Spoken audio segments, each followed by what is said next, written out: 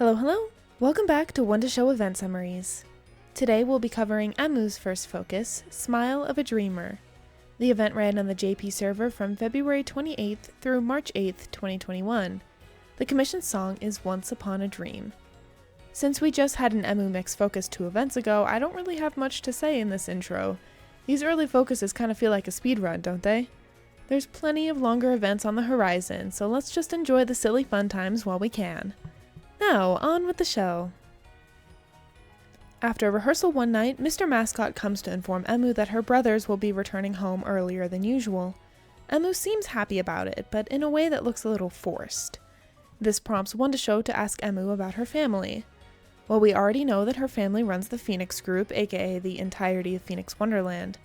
Emu has 3 older siblings, 2 older brothers and 1 older sister.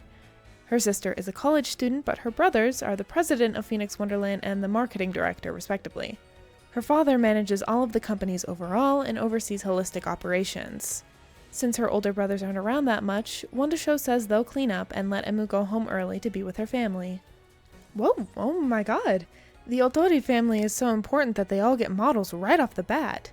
Please say hello to Hinata, Shosuke, Keisuke, and their father, Mr. Otori. I introduced them in order of age, but don't worry if you get the brothers mixed up. I know I still do. It's been a while since all of the Otori siblings have been in one place, so they should all enjoy dinner together, just this once. The men of the family are all very serious people, a far cry from the youngest member of their family. It seems Emu really has to tone down her enthusiasm when at home. And with their mother volunteering in Cambodia for the week, Emu and Hinata mostly keep to themselves. The conversation quickly switches to business talk. Shosuke and Keisuke talk about park operations and their plan moving forward to attract more visitors. Emu tries to pitch in, but her brothers shut down her ideas and tell her not to get too ahead of herself just because their father is letting her keep the Wonder Stage. Her brothers want to change everything, and Emu isn't making any progress on convincing them otherwise. But she can't give up. She can save her grandfather's park. Emu finds her brothers deciding which attractions to demolish in order to build new ones the next morning. They want to demolish one of Saki's favorites, and Emu absolutely will not stand for that. But her brothers don't seem to care about what Emu thinks at all, and basically flick her on the forehead like an annoying little ant. If negotiations go well, Phoenix Wonderland will be taking on the IP of a very well-known film studio, and taking on their characters as part of the park's branding. Any aspects of the park that don't fit the new theme must be replaced as a result. The new theme will also allow for better advertising and a new social media presence, which would help with attendance. Emu tries again, telling her brothers that they need to uphold their grandfather's original vision for the park, but neither of them will hear any of it. Hinata and their father are drawn in by Emu's loud protests, but neither of them take Emu's side. What can she do now if no one will back her up? While all of this is happening, Emu and the rest of One to Show still has to plan for the final round of the Phoenix Show contest. It's not like she's completely unaffected, though. Rin and Len can see as much while everyone else plans in the Sekai. Oh, yes, hi Rin. She just kinda appears in this scene without any sort of fanfare, like she's been here all along. Let's just smile and nod and pretend that she was properly introduced, okay? Part of the show that they're planning includes a big trampoline in the middle of the stage, which Tsukasa suggests connecting to one of the park's attractions, and his sister's personal favorite, the trampoline dome. Coincidentally, that's also the attraction Emu and her brothers were fighting over earlier. It seems like she'll have to try even harder to convince them. One to Show goes to make a decision on the program for their 3rd show in the contest, but without Emu there, everyone is way too stubborn and nobody can reach a consensus. Rin and Len find them and tell everyone about Emu looking sad the other day, which of course is very out of the ordinary. One to Show immediately rallies to figure out what's wrong. It's near sunset by the time they leave the Sekai, and moments later an angry, harsh voice breaches the sanctity of the Wonder Stage.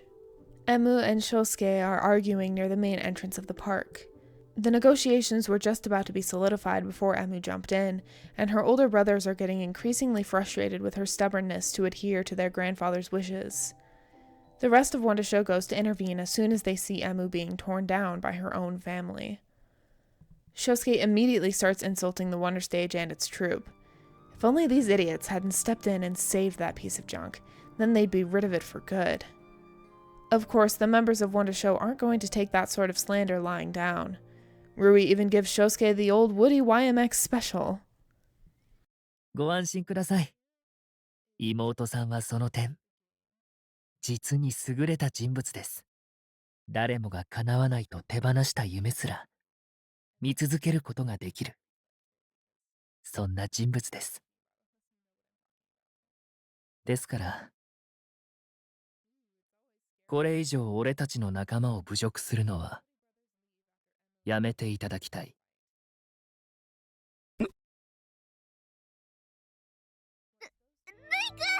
私は大丈夫だよ。大丈夫だから。 Ooh, it's always scary when Rui gets serious. The Otori brothers leave after Emu and Keisuke break up the fight. Once those two are gone, Wondasho asks Emu what that argument was all about. Emu debates telling them the truth, but decides against it. Everything's fine. It was just a little argument, and it'll work itself out. Nobody buys that excuse, but when she's pressed for answers again, Emu doubles down and flees the scene. Well, they can't force her to talk if she doesn't want to. But surely they'd understand, right? Emu doesn't want to distract them from their final show in the contest, but at this rate, making everyone worry might do the exact same thing. Hinata comes to talk to Emu that night. She's also sad about the direction the park is headed in, so she doesn't blame Emu for trying to convince her brothers right before the negotiations. Is there really nothing she can do to uphold her promise to her grandfather? Well, as Hinata points out, Emu did rescue the Wonder Stage from demolition. She performed all by herself, went to interview sessions to recruit new members, and ultimately saved it in the end. That made Hinata really happy, and she's sure their grandfather would have been happy too. But still, is there a way for Emu to preserve the memories she made with her whole family? Tsukasa, Nene, and Rui conspire at Kamiyama High. Based on their Ferris wheel conversation from the main story, Tsukasa reasons that the bigger the issue, the less likely Emu will be willing to talk about it. They need to figure out a way to get Emu to trust them with whatever she's dealing with, and then they can help her through it. The first step is always the most difficult, though. Nene seems the most affected by Emu's plight. Emu's helped her a lot since joining Wonder Show, and it hurts her to not be able to help her in return. She vents her frustrations to Robo Nene, who may or may not have secretly recorded the entire conversation and is currently running off to deliver the message to Emu. Nene chases Robo Nene all along the path to the Wonder Stage, but she can't catch up in time. Robo Nene plays the recording right in front of Emu, while real Nene watches from a few steps away. All Nene can do is confirm that the recording is true and ask Emu to tell her everything when she's ready, and scamper off. It's clear that Emu is trying to avoid her troopmates while the other three consult with the virtual singers. Emu is shoving her sadness into the deepest, darkest recesses of her mind, forcing out her happy persona and hitting a Wonderhoy whenever she feels it start to slip. Rin and Len find Emu and assure her that it's okay to be sad. Forcing herself to be happy is just going to make things worse in the end, and she has plenty of people around her that want to help. She should definitely tell everyone the truth now, and yet, she still wavers. The next day, Rui sends a drone after Emu, who has been trying to psych herself up for their conversation. Rui speaks through the drone and asks Emu to follow it, all the way to the Ferris wheel, where the rest of her troop is waiting. In a situation similar to the main story, all 4 members of Wonder Show take a trip on the Ferris wheel together. Emu notices all of the run-down attractions littering the layout, and how some of them are already closed off. But Tsukasa directs her gaze to the Wonder Stage. Doesn't it look more lively now? Their little stage was on the brink of collapse, but now it gets a full audience every day. Isn't that amazing? Wonder Show gets to put smiles on so many people's faces. There's truly no limit to what they can accomplish together. Tsukasa doesn't know what exactly is bothering Emu, but surely she can remember what they talked about the last time they went on this Ferris wheel together, right? In order to make sure that you can put smiles on everyone's faces, we want to do what we can in order to make you smile first. And it's not just me and you this time. You have Nene, Rui, and Robo Nene on your side. So can you please tell us what took away that smile of yours? Tsukasa is so good at delivering motivational speeches. Leave it to Mr. World Future Star to boost group morale. Even though Emu promised not to cry anymore after she and her grandpa said goodbye to each other, she can't hold back her tears any longer. Emu finally tells everyone the truth of the situation from start to finish. They all start to come up with ways to combat the demolition of the nostalgic rides they all know and love, but that's easier said than done. They're just performers/employees of the park after all.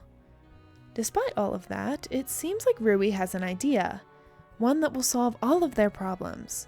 The show contest, the licensing deal, the demolition, all of it. The four of them shout their battle cry from center stage, a wonderhoy of proclamation and epic proportion, as loud as a train thundering through an overpass. No, really. Wow, what a cliffhanger, huh? Everything is really riding on this final show of theirs. I'm getting a little excited to see what they come up with. As for this event, I can definitely see why a lot of people like this one. I really did get my wish from last time. The Emu character development is very much appreciated. It makes sense that we're headed towards the climax of the first Wonder Show arc, and the culmination of all of their efforts will come together with the help of the troop leader.